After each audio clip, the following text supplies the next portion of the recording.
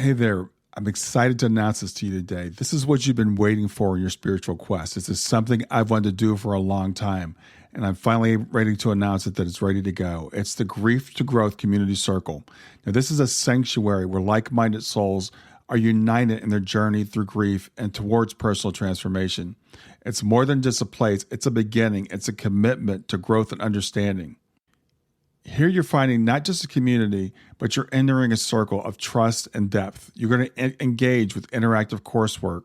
You'll dive into exclusive podcast episodes and partake in discussions that illuminate the path from mourning to empowerment. This is a realm where every question is honored and every individual's journey is validated. To be part of this exclusive circle, visit us at grieftogrowth.com/community or look for the chat icon at the bottom of every page on the main website. Remember that entry is a privilege because I want to ensure that every member is as dedicated and genuine as you are. You must apply to join, but the journey within is worth every step. So go ahead and join us today. Check it out, grieftogrowth.com/community, and I look forward to seeing you there. Hi there. Welcome to the Grief to Growth podcast. Your host is Brian Smith, spiritual seeker, grief survivor, and life coach. Brian believes that the worst tragedies of life provide the greatest opportunity for growth. Brian says he was planted, not buried, and he's here to help you grow where you've been planted. In each episode, Brian and his guests will share what has helped them to survive and thrive. His sincere hope is that this episode helps you today. Hey there, I wanted to let you know about something new I'm doing with the podcast. I signed up recently for Patreon. And what Patreon is a way that you can support me financially and I can deliver to you exclusive content. So you may have noticed I've done some bonus episodes in the past and I'll continue to do those, but those will go onto the Patreon site and you'll be able to get access to them by becoming a regular supporter. For as little as $5 a month, you can get access to the bonus episodes. And also at Patreon, you can interact with me and ask me questions, and those questions could be included in future bonus episodes. So check it out. It's www.patreon.com/grief to growth. That's grief, 2 growth. Thanks a lot for all your support, and I hope you keep listening.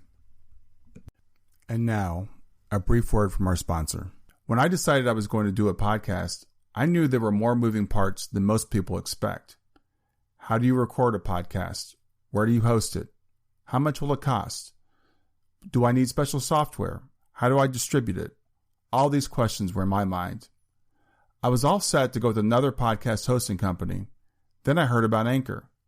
I believe that Anchor is the easiest way to make a podcast. Anchor gives you everything you need in one place. You can use it right from your phone or from your computer.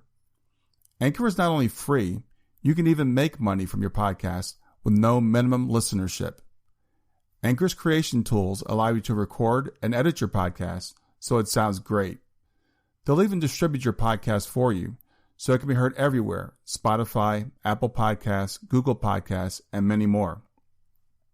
So download the Anchor app or go to anchor.fm to get started. That's Anchor, ANCHOR.FM as in FM radio. And now, back to our episode. This interview with Dr. P.M.H. Atwater is a second in what will be a series of at least 3 interviews. In this interview, we talk about her book, Dying to Know You, Proof of God in the Near-Death Experience, which is a kind of a collective voice of the thousands of near-death experiencers that she's interviewed over the years, bringing out some commonalities and some lessons from those.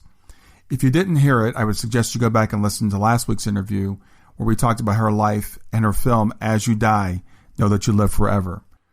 With no further ado, this is Dr. P.M.H. Atwater and Dying to Know You, Proof of God in a Near-Death Experience. Hey everybody, this is Brian Smith, your host of Grief to Growth, back with another episode. And today I'm excited to have back with me for a second time P.M.H. Atwater, Dr. P.M.H. Atwater. We had a fascinating interview about a week ago. If you didn't see it or hear it, go back and make sure you listen to that. We talked about her film, which was As You Die, Remember You Live Forever. A great film, and we had a great conversation. We talked a little bit about her biography. So if you want to know more about her, go back and take a look at that. Today, we're going to actually talk about another one of her books. It's called Dying to Know You. But I know some of you have asked me about her near-death experiences. She's had three in 1977, and she's actually written a book called I Died 3 Times in 1977. It's a very detailed book. We went over the first 2 really briefly yesterday or last week, but I suggest you go ahead and get that book if you want to know about the third one. So with that, I am going to welcome P.M.H. Atwater. Welcome back. Well, hi. It's a privilege and a pleasure. Oh, all of a sudden the sun came out. It's been really, really rainy. And Wow. now there's sun. Yeah. So I may have that bleached look on the phone. Yeah, sorry. Yeah, you're glowing. It looks great. You look great. So I'm really happy to have you back. I appreciate you doing this. And we're going to talk about your book, Dying to Know You. And right off the bat, one of the things I want to ask you is your process for writing this book. It was channeled. You talked about you were on a plane, and tell me how this came to you. Well, it's really not a channeled book. Okay. It is, but it isn't. Dying to Know You, Proof of God in the Near-Death Experience. So that's the full title. Mm-hmm. The book itself is very specific about what the people said. I want everyone to know that I call this book the People's Book. It is the People's Book. It is a summary of the various comments adult and child near-death experiencers have been saying to me for decades. Mm-hmm. And I just felt it was time that all of that be in this one book. Yes, that book has a little bit of research in it, but it's mostly a summary of their voices, their wisdom, their experience. So I call Dying to Know You the People's Book. How did it come to be, though? Well, obviously, I didn't choose to write it. I didn't. This is going to sound kind of like a fairy story, but it's not. I was seated on a plane traveling to California when suddenly in front of me there began to appear pages of a book. There was the title page, there was a contents page, there was an invitation page, and then the various pages, that is to say, the various chapters in the book. Mm-hmm. And it just started writing. I mean, right in front of me, I don't know, maybe more than a foot, maybe about 2 feet in front of me, just out in the air. This happened, and it was very plain. It wasn't mystical. It was just the book started writing itself in the air. And I've never had anything like that happen to me before. Yeah. I thought that was just kind of corny. Like maybe, I'm getting too tired, or maybe I'm a little anxious about where I'm going. I didn't pay any attention to it, but it kept doing it. And it kept doing it, it just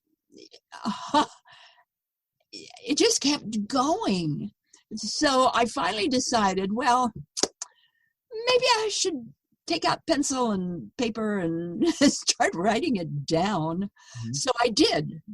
I just wrote down all the information. It just kept repeating itself. Mm-hmm. And so I just wrote it all down, and we landed in San Francisco, and I got off the plane, and, busy for the talks I'm giving in Northern California to a number of different places. And whenever I had a free moment, when I didn't have to speak or, be with someone, that whole process would start all over again.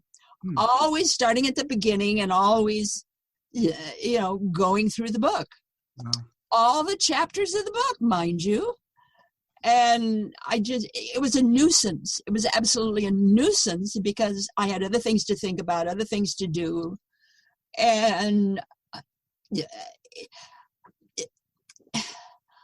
bear with me in trying to understand that I was starting to get a little angry because the thing was in my way. You know, I had to do this and that and the other. There was a lot of pressure on me to do different things. And whenever I had a free moment, this would happen. Mm-hmm. When I wanted to do other things in those free moments, this was in the way. Well, that continued until a number of my talks were done. And I stayed with a friend of mine. I had a little extra time. And we went up to more northern parts of California. And he wanted to show me the redwoods. So I thought, okay, this is fine. We'll go see the redwoods because I love the redwoods. You know, this is just magnificent. Mm-hmm. And so in trying to get to the redwoods, we passed through a funky little town. I think Fennec a funny little town in Northern California.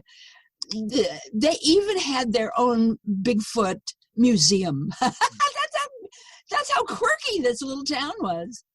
And as we were driving into the town, there was a big, huge building for thrifty items, antiques, you know.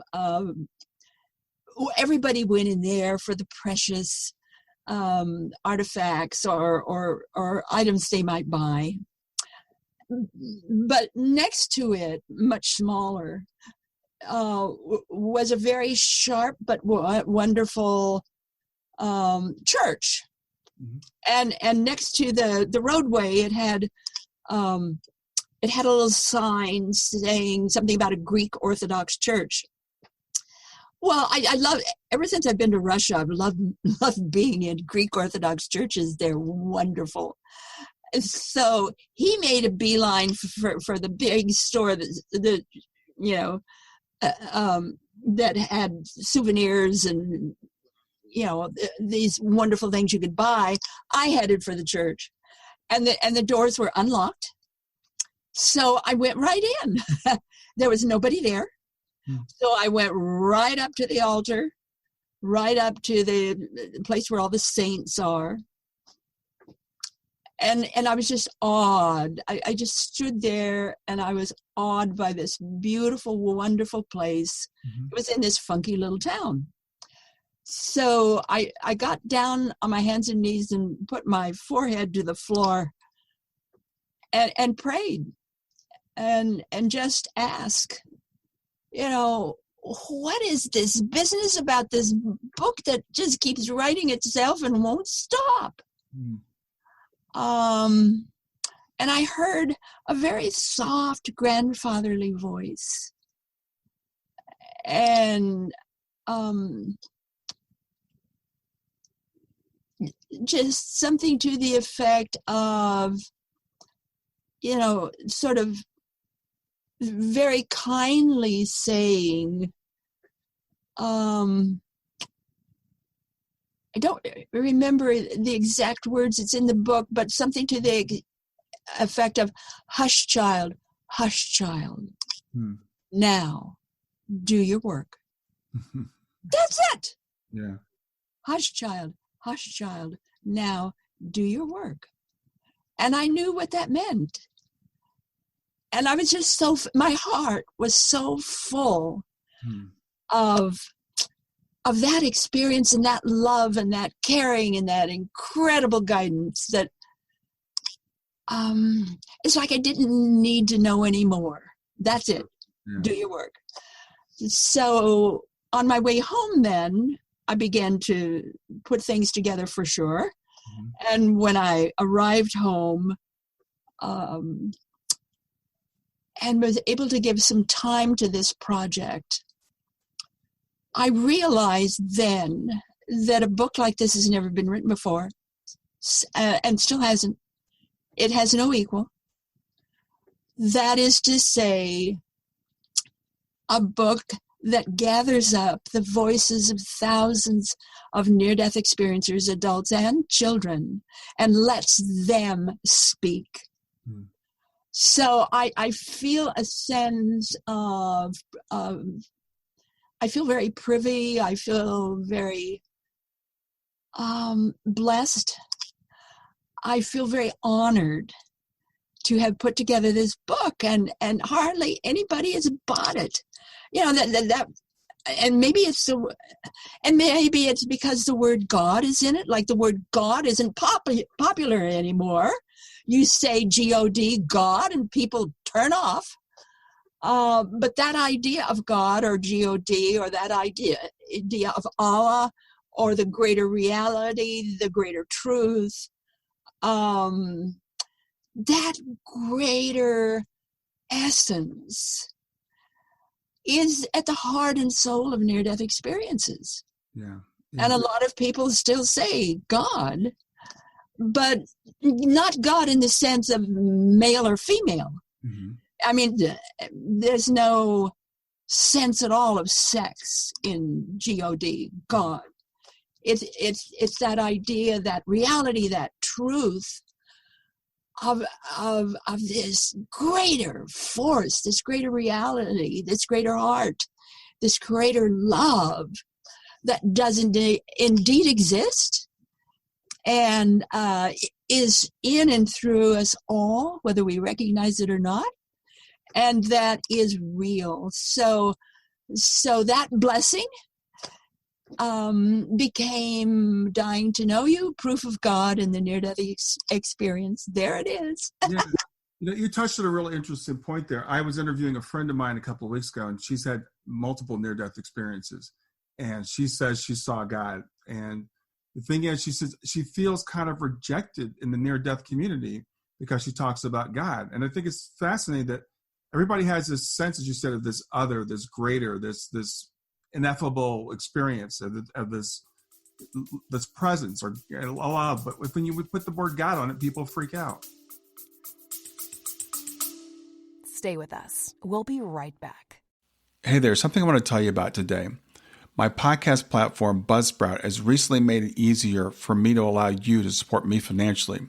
Go to www.grieftogrowth.com/subscribe. That's grief2growth.com/subscribe. And once you're there, you can sign up to support me financially. Now, you can do it for as little as $3 a month, or of course, as much as you'd like. If you do that, you'll get access to bonus episodes, and you'll see those in the regular feed. They'll have a lock on them. But when you become a subscriber, you'll actually get access to your own private feed, and you'll be able to listen to the regular podcast along with the bonus podcast for the subscribers.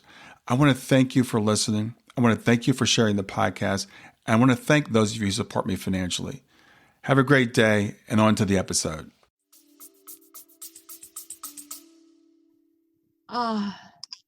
Well, I do now. Yeah. I just do. Yeah. But I also say that which breathes me, that higher and greater source or truth, mm-hmm. that is at the heart of all that exists. And then I let my audience know I still use the word God, mm-hmm. but not in the sense of male or female, but rather in the sense of all that is. And if that bothers you, then please know it is that greater heart that I'm speaking of. Mm-hmm. Yes. Yeah. So let's talk about, I think it's, you're right. This is a very fascinating book. I've read a lot of near-death experiences, not of course as many as you have, talked to people that have had them. And this kind of goes over some common themes. Near-death experiences are very, they're unique. I think they're tailored to the individual that has them, but there are some overarching things we can say about near-death experiencers and near-death experiences. And one of the things you said right off the bat is the majority of people who have an NDE return with the mission.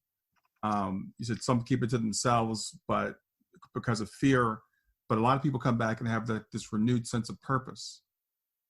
Well, hey, when you come back, literally, most of us anyway, want to get on top of a rooftop or the roof of the highest building we can find or the highest tree we can find.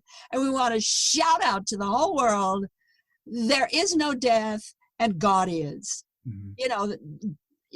That's it. There is no death. God really is. And you want everybody to know that, and you want to scream it out again and again.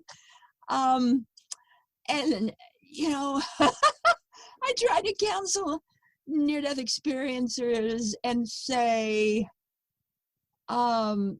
remember the first rule of discipleship. Remember the first rule of discipleship. Don't freak the natives. Don't kill you. Wow, that's a good way to put it. Yeah. Don't freak the natives. Yeah. So, be kind in your enthusiasm, in spilling the beans, so to speak, and in talking to various individuals, and be kind and letting them know that that you've had an experience that has enabled you to see and learn and experience a greater reality, and that's what you would like to share. Yeah. So I want to go over some of the things you talked about in the book. You said that actually we were talking about the word God before, but you mentioned in the book that 90 to 95% of people that come back believing in God. God, Allah, deity, whatever you want to call God, but most of the people in the United States, of course, use God, God. Right. But again, that greater reality. Yeah. Yeah, 90 to 95%. I mean, look at that. Yeah. Most of them come back head over heels in love with God. And I'm going to use that term because that's in our cultural knowledge, our cultural reality. So I'm going to use the term God. I think it's the simplest term. I think we need to let go of some things, maybe, like you said, this man on a throne with a beard. That's not what we're talking about. We're not talking about the Santa Claus version. We're talking about a love, a presence, and in our language, God is the simplest way to put it. Well, we come back with a new gospel, mm-hmm. and that's of forgiveness and compassion. That's the new gospel. And we're all infected with that. We all become preachers of that. Yeah.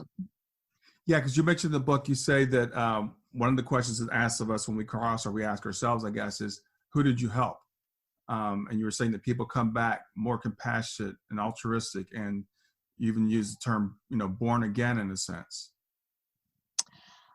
Well, I suspect that we use the word God, God. This idea of maleness or father. Mm-hmm. I call those habit phrases. It's like this idea of maleness. We've grown up with that. We've heard it. We've seen it. We've read it. We've spoken of it ourselves, maybe in our own lives as a child. It was this father figure type. But the God near-death experiencers find is bigger than the God of Holy Writ. It's like, is it the same as the God in church or the God in the Bible? Yes and no. Yes, in the sense of that concept or that reality, but no in the sense of how it's written in the Bible. Right. Not all parts of the Bible, of course, but the overall usage of God in the Bible is father, daddy figure. You don't get that.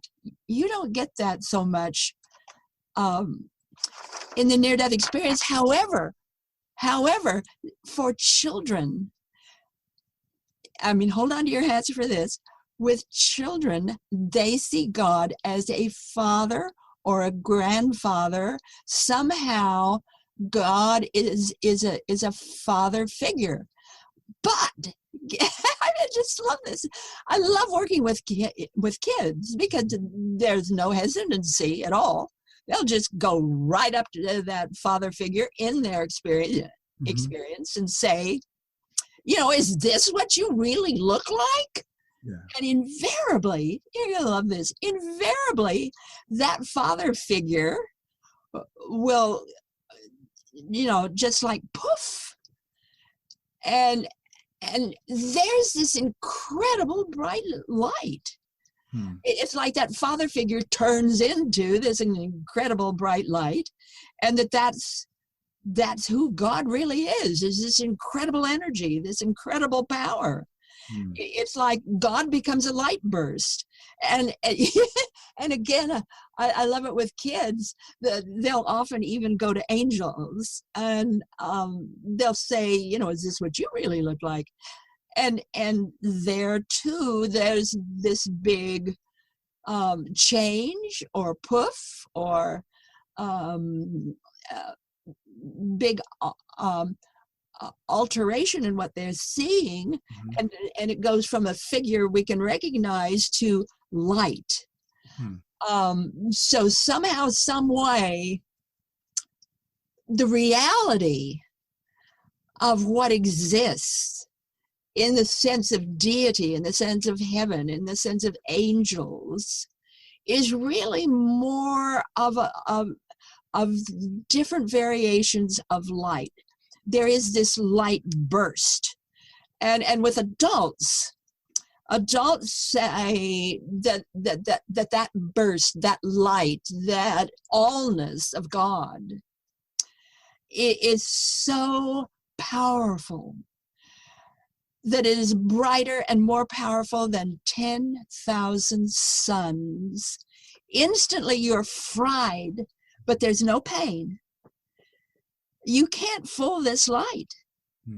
This light talks to you, knows all about you.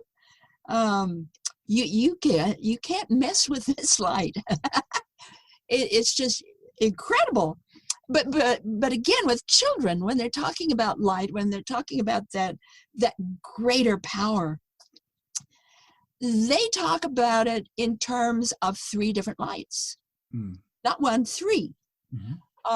Children describe this really raw, powerful, strong light, but it has no color. But it is so strong. And then there's the light that is dark or bright, or not bright, but dark or black. Sometimes they say it has purple tinges to it. There's something about this dark or black light that is so comforting, so cozy, so healing, so just almost like a sanctuary. And then there's this white light or this really bright light. Some call it, maybe a little silver in it, a little gold in it, maybe a little yellow, but this incredibly bright white light. And that's, that's a light that talks to you, that you can't fool this light. This light knows all about you. You can get in dialogue with this light. But the children, again, are so specific about what these lights are. Yeah.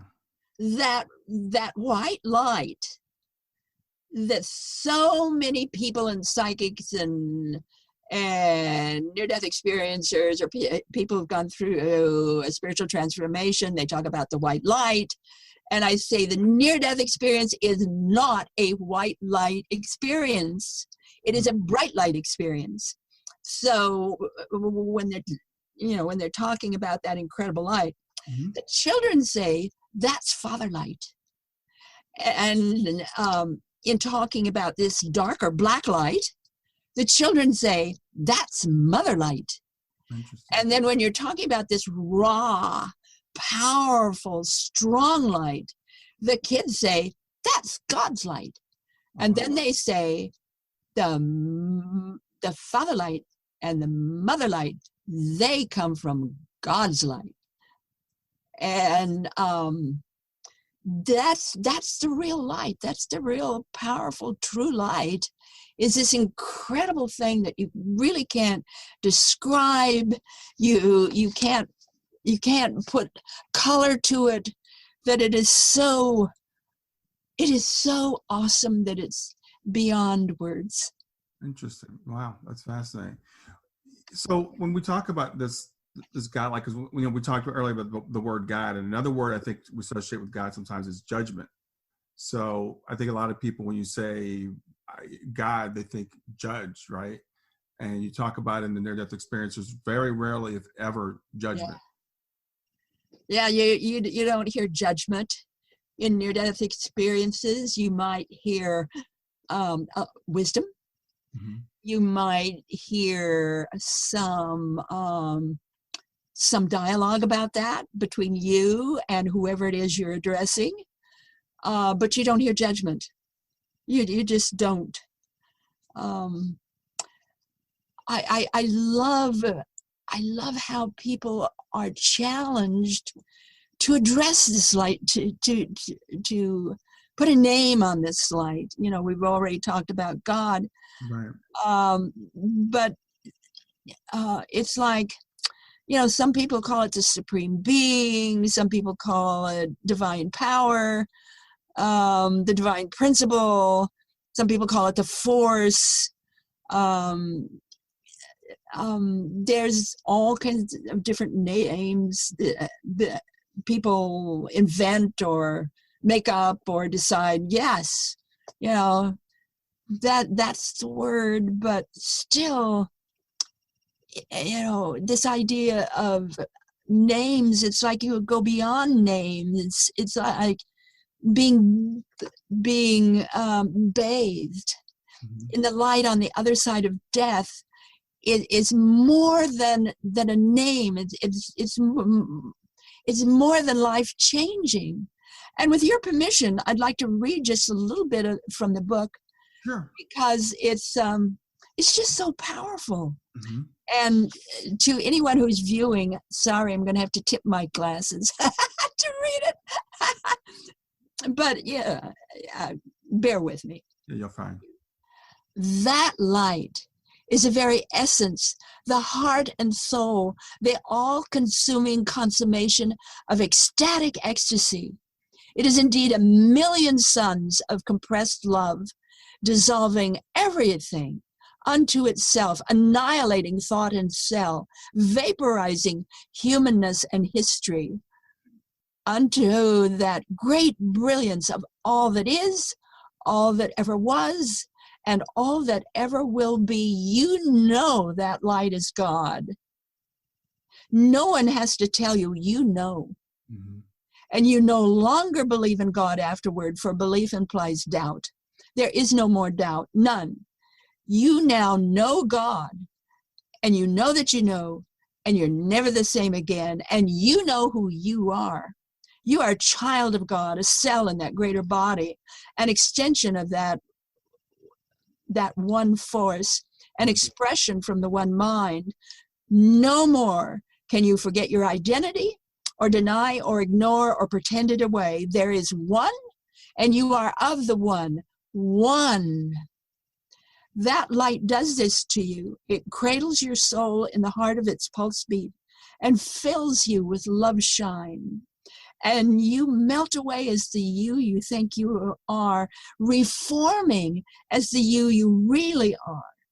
And you are reborn because at last you remember God as nameless presence, existent beyond what words can tell, a conscious intelligence and creative principle so great that it envelops and permeates all levels, all things, all possibilities, all potential, all aspects of creation, all belief systems. Mm-hmm. Yeah. I mean, that's it.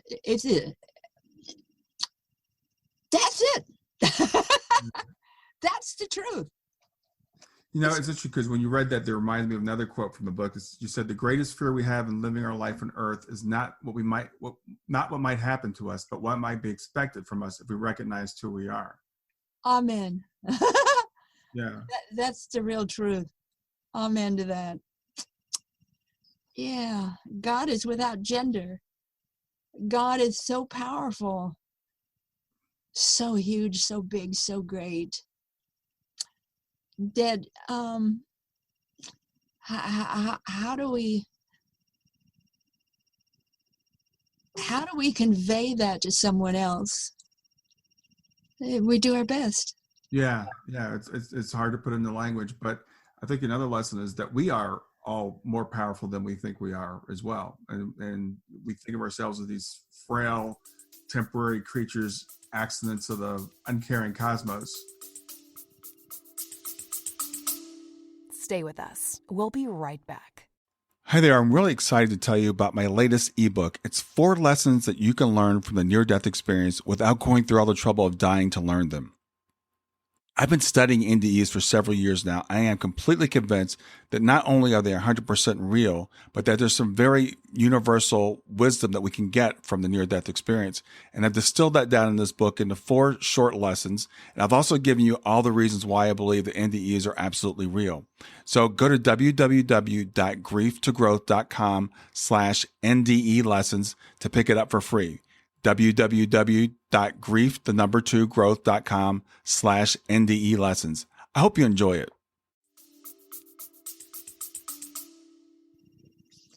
You know, I talk a lot about the soul in the book because they did.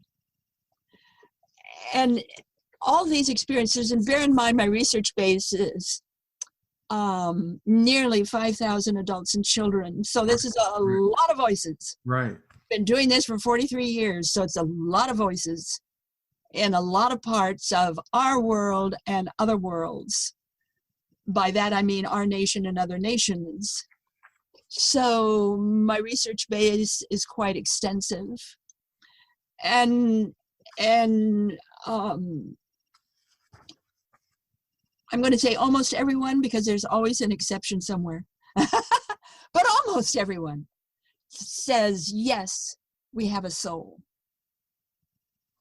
Although the curriculum of life is written over there, carrying out that curriculum and developing the muscles needed to fulfill it is done here in a body on planet Earth.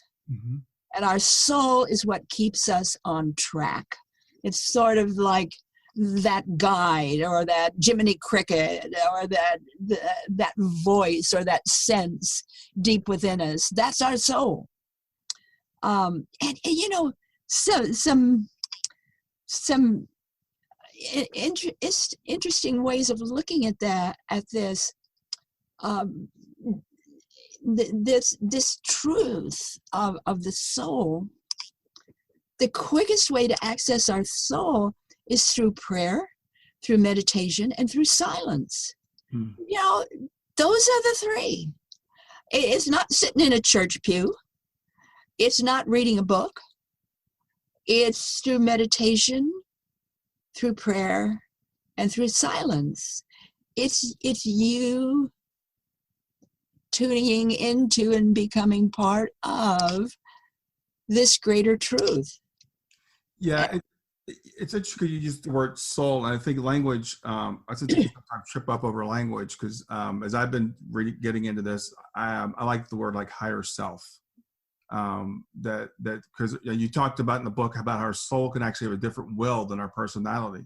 So like our personality is who we are in the body, right? But we've got that higher self or that soul that might have a different agenda than we do. Yeah. Oh, absolutely. That's part of us. That's what lives with us because that's who we are. We're not just a personality. Yeah. You can call it a higher self. I still call it a soul. Yeah, it's fine. Or, you know, some people call it our divine spirit. Mm-hmm. That idea of something greater than what we are. That's who we are. We're all of that. Yeah. You know, mind, body, spirit. We're all of that. Yeah. I love the story you told in the book about the 2 high school girls that were killed in the car crash. Oh, that is just such a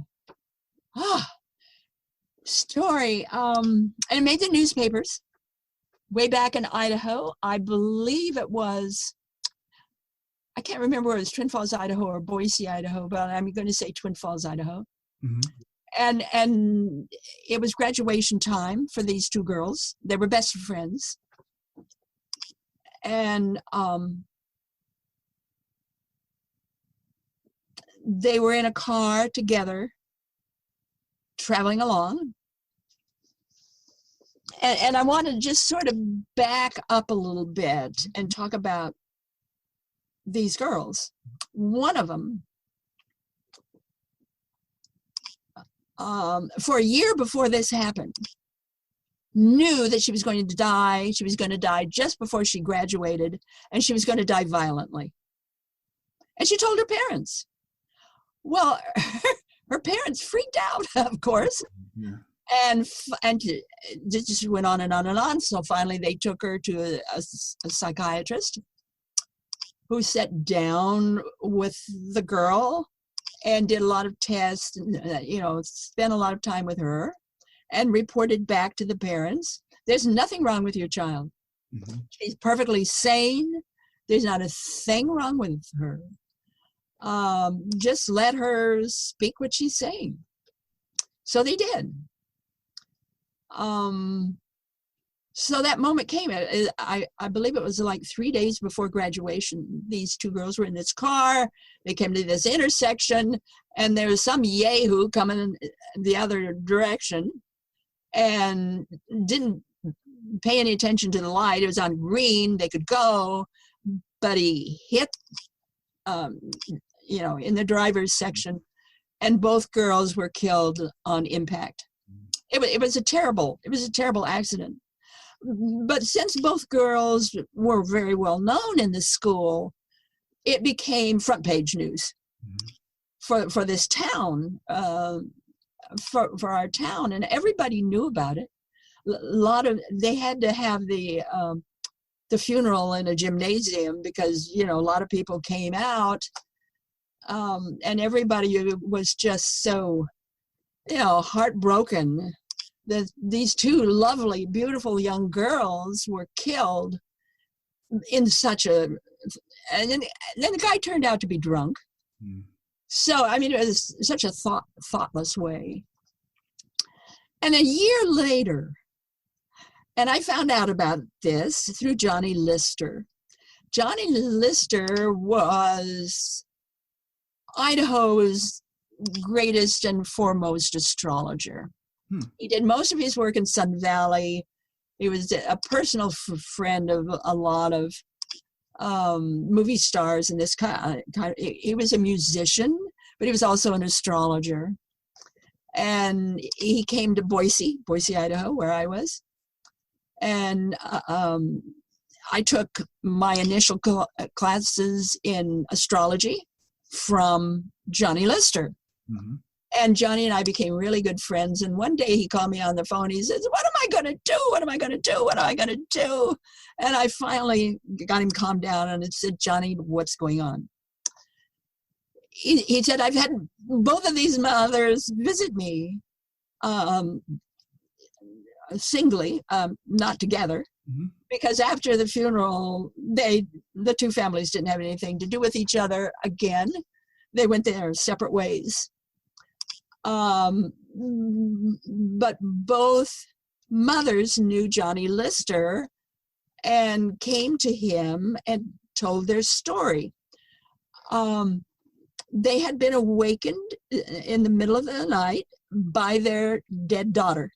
And the daughters had come to explain why they died and why they died violently.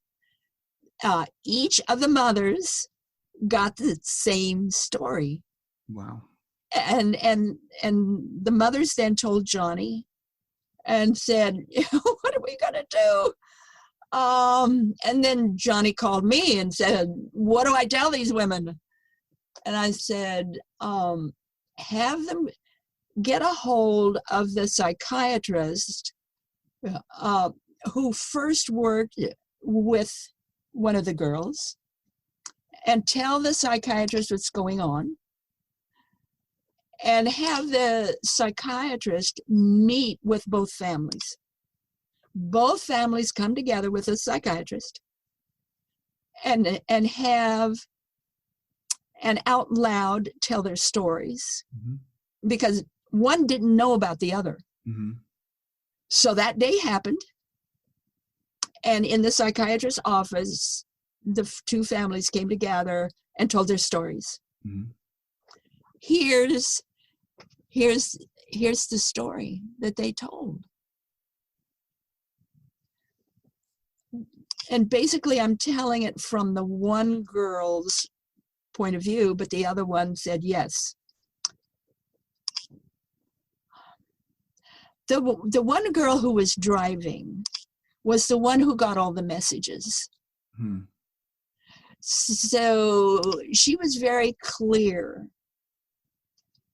that to die this way and this manner with her friend was the only reason she was alive in this lifetime. This was her job. This was her mission. This was her duty. This is what she was here for. Because the other one, the soul of the other girl, had never died in a violent death, never had a violent death. In all of her many lives, speaking in terms of reincarnation, she had never died violently. And she was afraid about it. She was concerned about it. She needed a companion. And so on the other side, the soul level, the one soul agreed to help the other soul who needed a little help. Wow. So both girls were aware that that was the only reason they were alive in this lifetime. They were made aware of it before they died. Both girls wanted their grieving parents to know why, all the whys and whats. And by coming to their parents and telling them, and then the parents meeting with a psychiatrist who would know how to handle this, a lot of pain and grief just disappeared. And they began to realize that it was love here, that love was at play, that it seemed horrible, it seemed incomprehensible, but yet it was an act of love, pure love. And that healed, to the extent that you can heal, both parents, even the psychiatrist, Johnny, and myself. To actually see in action how the soul can work. You know, it's interesting. That's why I wanted you to relate that story. I work with a lot of parents, and a lot of parents are listeners to my program, because my daughter passed away when she was 15. And we always ask that why. You know, why did this happen? Why is a life, you know, from our perspective, cut short? And as I was reading that story, I was reminded, Shayna, she passed on June 24th on Mother's Day, which was about 6 weeks before that, I guess. She was playing with her cousins, and she made a comment like, when I die, I want to be buried under a tree. I want to be cremated and buried under a tree. She was 15 years old. She was healthy, and nobody knew why she said it. My wife and I didn't even know she had said it until after she had passed. We were talking to my other daughter about whether we were going to cremate her body or not. And we decided to do that. And my other daughter said, okay, that's what she wanted, because she said that on Mother's Day. And we thought, why would a healthy 15-year-old just say that out of the blue? And then 6 weeks later, you know, she had passed. And then we get back the confirmation that that's what she wanted. So I do believe that there is, on some level, I think, I like what you said, the personality has one piece of knowledge and maybe one will even, but the soul may have a different will for what's going to be happening. Oh, absolutely. Absolutely. The soul is our spirit part. It's that part of us that is always attached. You can say to the other side, you can say to the greater reality, you can say to the greater truth, but it's always attached to that greatness. Mm-hmm. And the soul knows what we're here for and what we're here to do. We don't always agree with that Jiminy Cricket that's giving us advice, saying, no, I don't want to do that. We're not always privy to that kind of knowledge because that might get in the way of our living our life. Mm-hmm. We need to live our life to the best that we can. And so the soul very seldom comes forward with advanced knowledge or, the whys of life. Right. I mean, why was I ever raped? And became pregnant and miscarried and had 3 near-death experiences in 3 months. Yeah. I had just had a divorce. I was starting to relive my life again, tried to redefine myself, and suddenly I was flipped into Never Land. Right. And I'm taking off and doing things that there was just no way to do them or know about them. Hardly any money, hardly a dime to my name, and it just went out and did it. Yeah, how can you explain that? 43 years of research, and nobody paid a dime for that. Mm-hmm. Nobody. And nobody told me how to do it. Yeah. It came from my heart. It came from that knowledge of as a child, being a cop's kid, raised in a police station. So I was familiar with police investigative techniques. That was part of me. Right. And then that voice, not directing me step by step, but always being there, that comfort, that even if I thought I was crazy, there was always that comfort, that greater oneness that was always with me and guiding me, even though I didn't know what I was doing, yet I did know what I was doing. Exactly. And I've seen this with children, people of all ages. Why do they die? Why are they raped? Why are they tortured? Why do all these things happen? And yet, when we quiet ourselves, when we allow for prayer, when we allow for that silence, when we get our ego out of the way, when we just let the tears roll, get the ego out of the way and say, God, I don't understand this. I don't understand any of this, but I know you do. I know you're here. I know you're in charge. I know there's a greater truth, and I am willing to accept that truth. Here I am. Use me. Use me in your way, your will, to the greater good of all concerned. Being in that greater truth. That greater truth led me across the United States all by myself twice. Yeah. To move here, to do what I did. There were so many times I could have been killed, or so many situations I was in that were just really not the kind of situations anybody would want to be in. But yet I knew I was there for a reason. I knew I was okay. I knew that I was doing the work that needed to be done, and I was doing it the right way. And that's all I needed to know. Yeah. I didn't need to know anything else.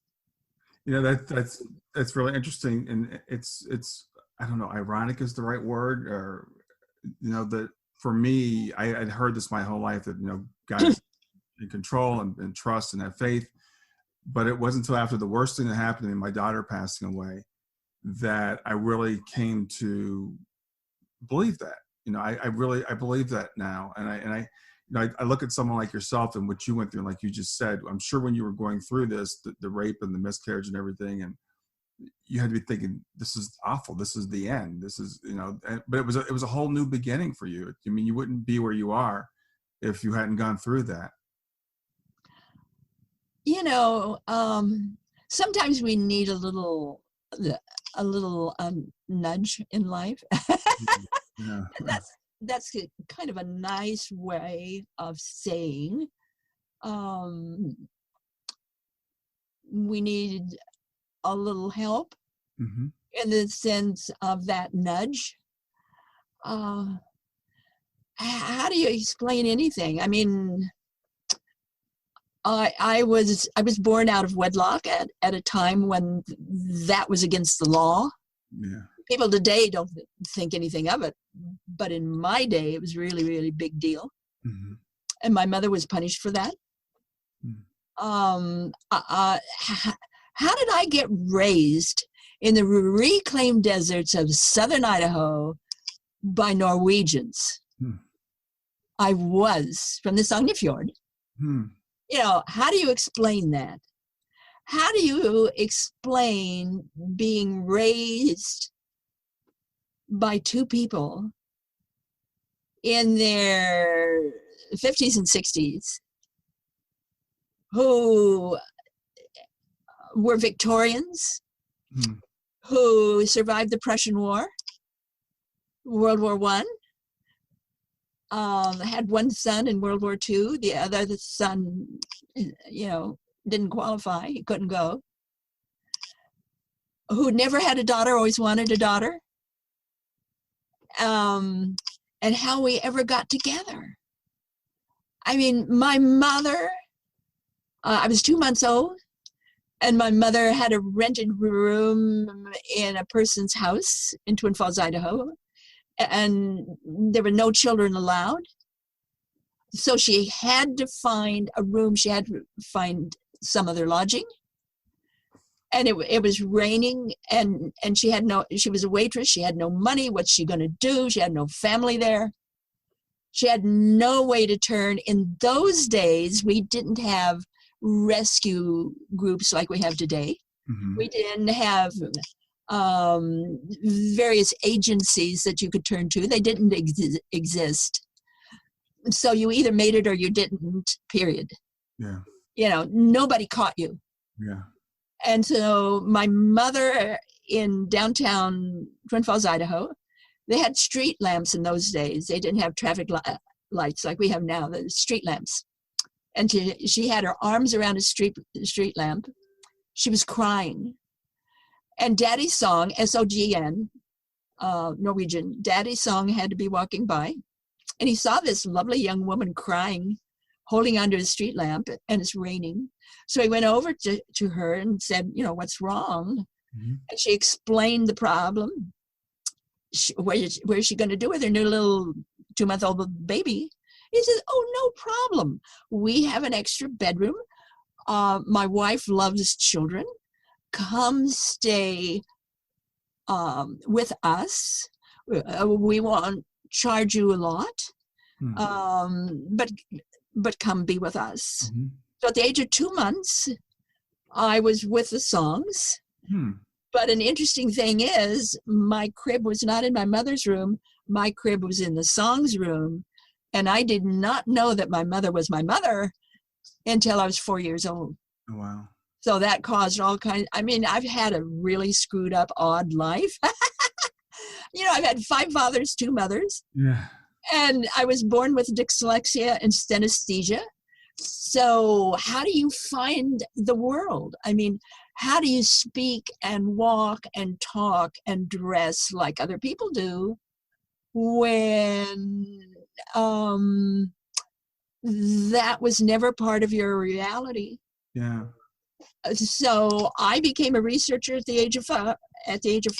I did my first double-blind research project at the age of 5 years old because I wanted to find out the truth of things. And from that moment on, of course, excuse me, what happened to me in the first grade, from then on, I just decided all adults were foolish.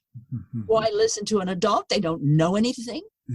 And that, thank you very much, but I would go out and I would do my own research and I would find my own truth.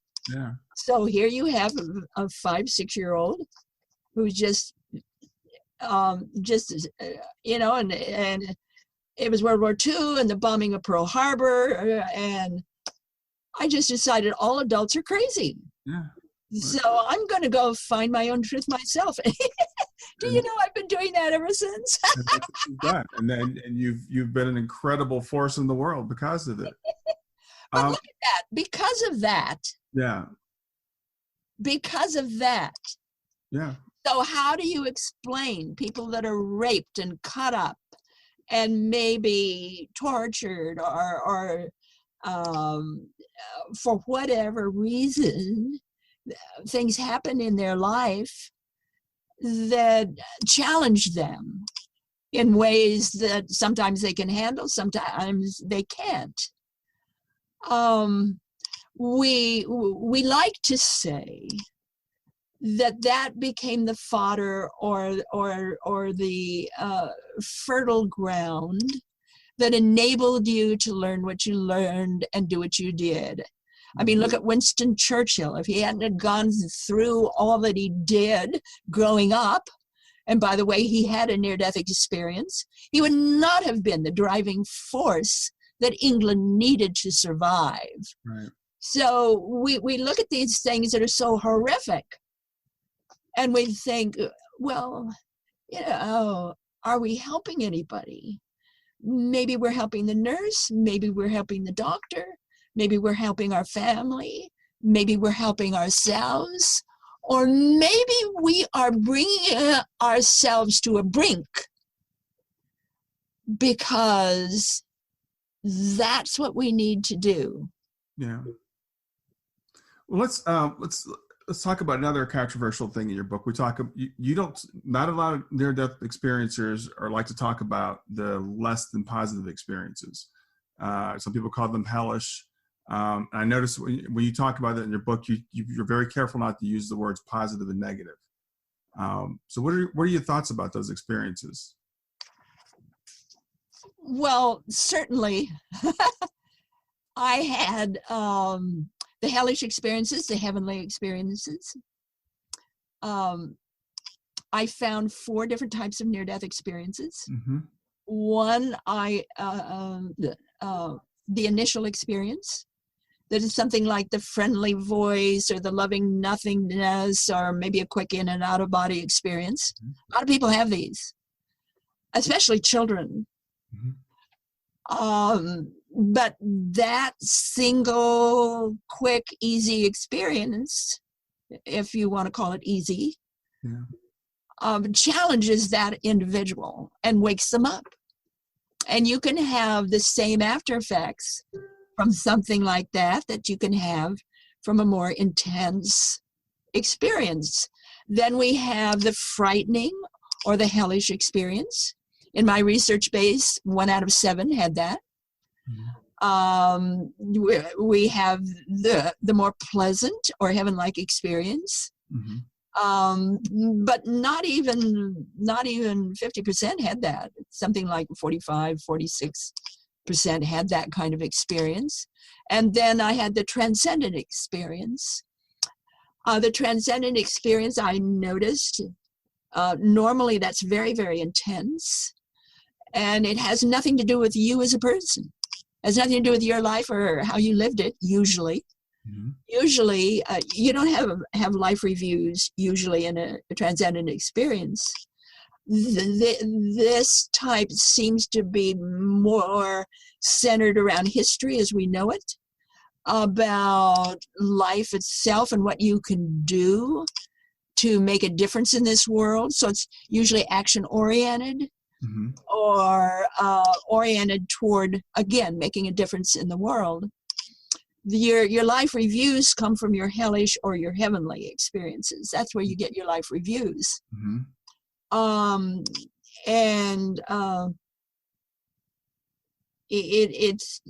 It's almost as, and so those are the various types. Right.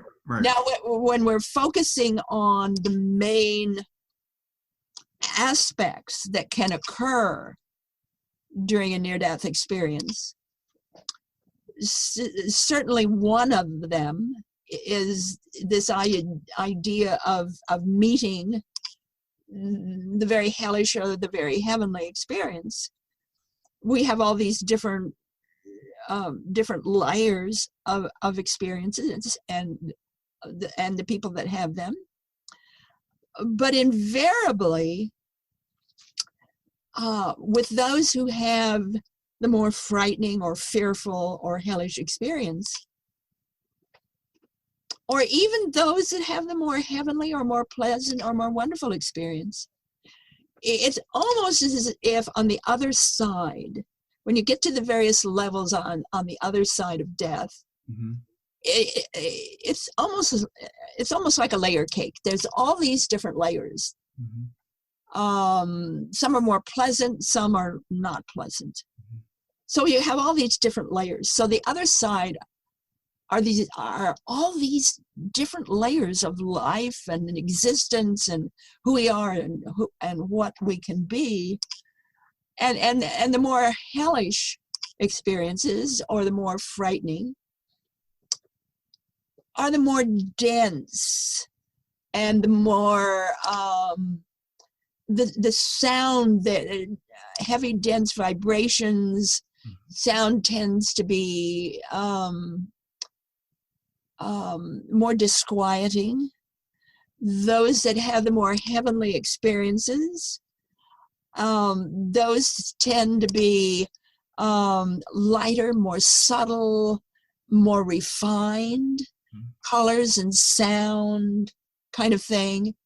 It's almost as if when you get on the other side, there's this layer cake of all kinds of levels. And some people who go the other way, or wind up going the other way, or are told or pulled into the other way, they can go deeper and deeper, slower, more and more dense, more and more heavy, more and more dark. Those that go into the finer levels, they get lighter and lighter and brighter and brighter and more graceful and comforting. And it's almost, to me, it's almost as if there's this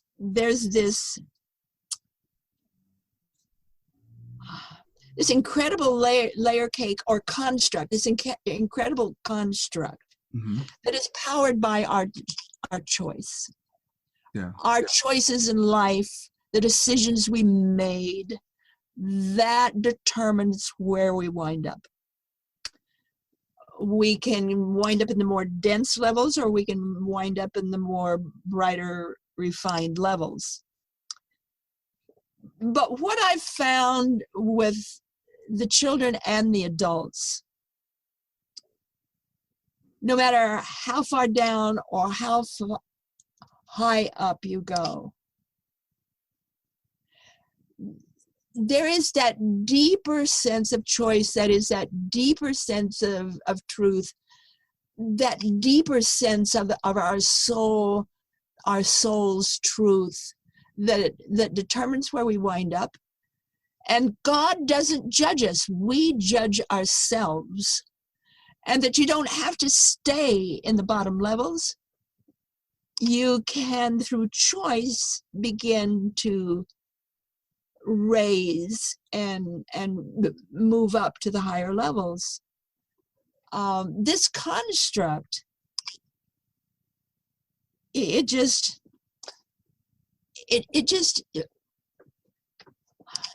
for me, it was like that great amen, because there is no top and there is no bottom. There is no way anybody's going to rot forever in hell. There is no way anybody is going to play a harp on a cloud forever. I mean, neither direction, neither direction works. Right. And that through our own efforts, through our own willingness to change, we can move up, we can move out, we can do and be more. Yeah, I think it's, I find it fascinating that you talked about it in the book. And I know there are a small percentage, or there's a percentage, I should say, people that have, I've heard them called less than positive experiences, hellish experiences. I know Howard Storm talks about it. There's another guy, I can't remember his name. It was an Indian man who went to a hellish experience. But the thing I noticed about all of them is they were always temporary, that people were there, they seemed to get what they needed. And even in their death experience, they typically get out of that bad state. So what I gather is that these things are designed, for our own best interest. And maybe sometimes that's something that we have to go through. Well, I'd like to share with you an experience I had that helps us all not to judge.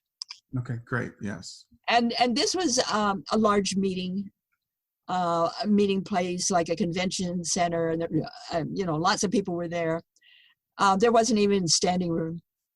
And when I was through with my talk, I invited anybody in the audience to come up and share their near-death experience. One man and one woman volunteered to come up. The man was first. The man, I would guess, would be maybe 30, 32, 29, 30, and he shared his experience. And it was one of these beautiful heavenly experiences. Oh, so beautiful. I swear there wasn't a dry eye in the place. And then he shocked everybody. I mean, we were all stunned. He said, this was the worst thing that ever happened to him in his life. It interfered with his life. It messed up his life. He wished it had never happened. It was horrible. That he was sorry he ever had something like this. And then this woman jumped up, and I guess maybe she's in her middle or later 30s. And she just started talking right away. And she described this experience of hers that was dark, dark, dark, dark, dark. And there was these shrieking wind and clouds and pressure. And she found herself thrown into a lake and a whirlpool, and was going round and round, and she was being sucked down. And she was just terrified. There was so much fear and so much horror, and she had to fight and fight and fight to get to the shore, and she finally pulled herself up out of the lake, and that was the end of her experience. And again, she shocked the whole audience, and she said, this was the best thing that ever happened to her. She was so grateful that something like this happened to her, because it showed her that no matter what happens in life, you can handle it, you can save yourself, you can do better. Wow. So here you have a beautiful, blissful experience the man hated. You had this horrible, frightening experience the woman loved. Yeah. We're going back here now to this truth, this reality, that it's you. It's not some heavenly St. Peter that's judging you. Right. It's not some God that's waving his stick and saying, you should have done things better. Right. It's in near-death experiences, we confront ourselves and who we really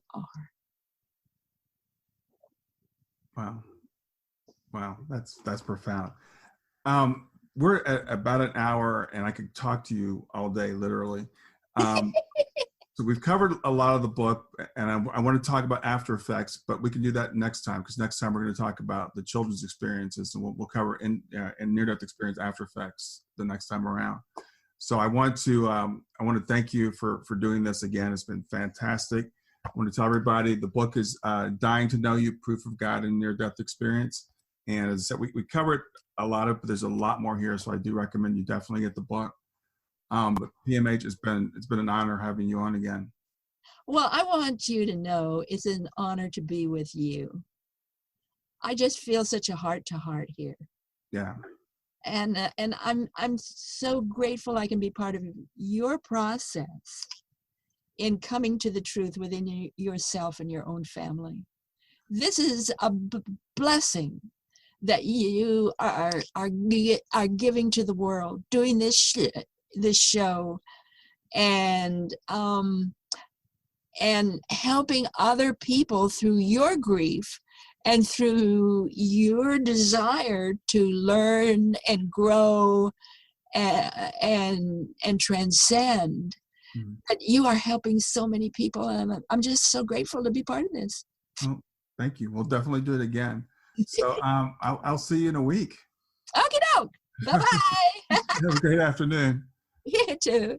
Hi there. I hope you enjoyed this latest episode of the podcast, and I'd love to hear your thoughts. What questions came up for you? What did you like about it? What didn't you like about it? I invite you to visit us at grief2growth.circle.so. That's grief2growth.circle.so to continue the conversation with me and with other listeners. It's a space to sound off, to share reactions, and to go deeper into the topics from the show. I look forward to chatting more, and I hope to see you there.